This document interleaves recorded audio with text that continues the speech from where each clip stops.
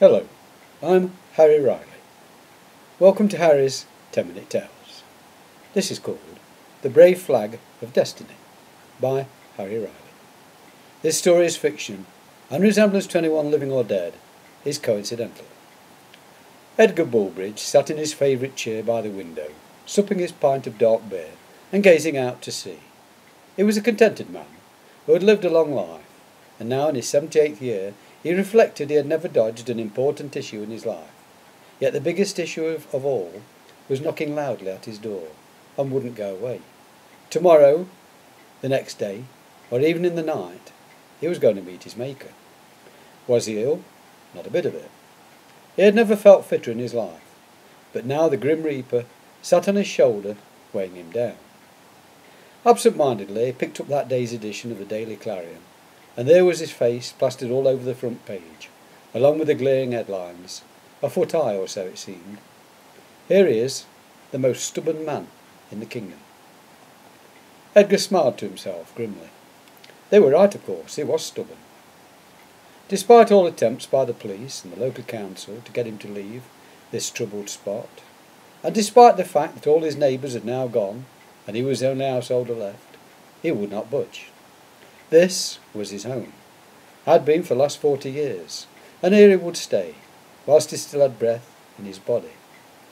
Edgar was proud of his own and large garden facing out to sea, and which, due to the clifftop erosion, was now in imminent danger of tumbling into the water.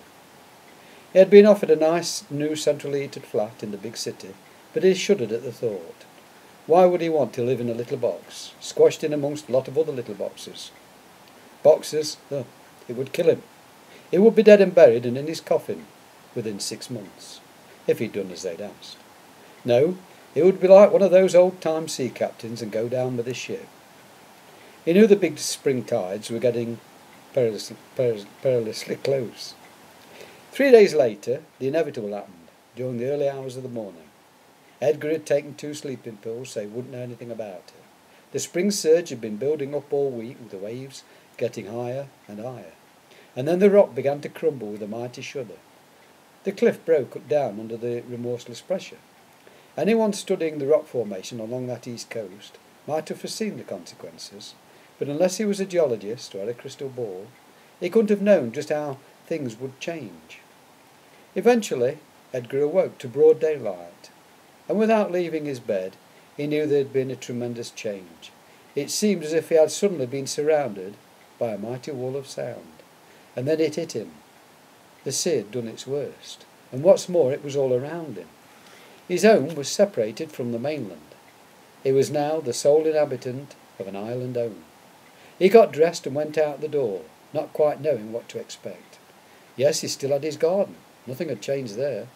And beyond the garden was about 20 foot of scrubland, going right to the cliff edge. He walked to the perimeter and realised he had a large slice of land extending like a triangle, sticking out of the sea.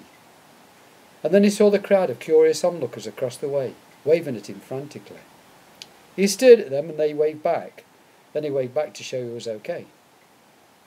Miraculously, the piece of rock his house was built upon had obviously been a piece of tougher rock, and the sea had bypassed it, cutting a swathe through the much softer sandstone and leaving his little island intact. Sitting down to breakfast, he pondered on his new situation. What a fantastic bit of luck. He felt energised, as if he were 30 years younger. He had stocked up with food for a siege, and with an ex-soldier's foresight and tenacity, had prepared for the day when he had to go it alone.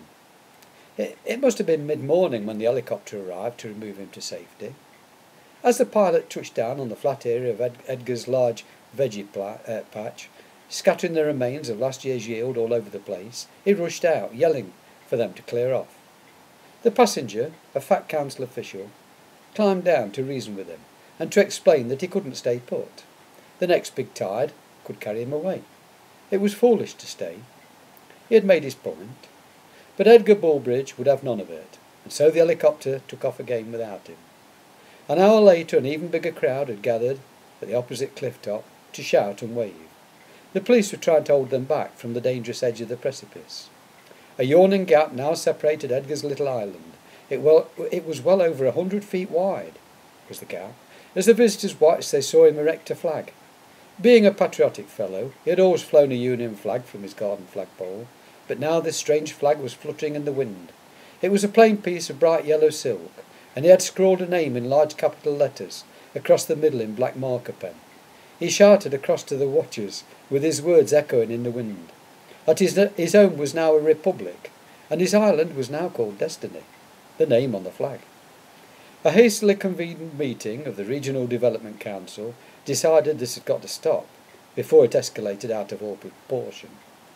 Downing Street was informed that the national press were camped at the spot, and this awkward little man could soon become a martyr as he fought against the big brother of officialdom. And so they made the momentous decision to send in the Royal Navy Commando Assault Troops. Puma and Chinook helicopters were scrambled and made an exciting sight as they flew across the mainland. The Chinook landed on the opposite cliff, and the Puma helicopter flew over to land on Edgar's veggie plot, blowing away years of valuable topsoil. Commandos dressed in balaclavas and black fatigues leapt out, clearly meaning business.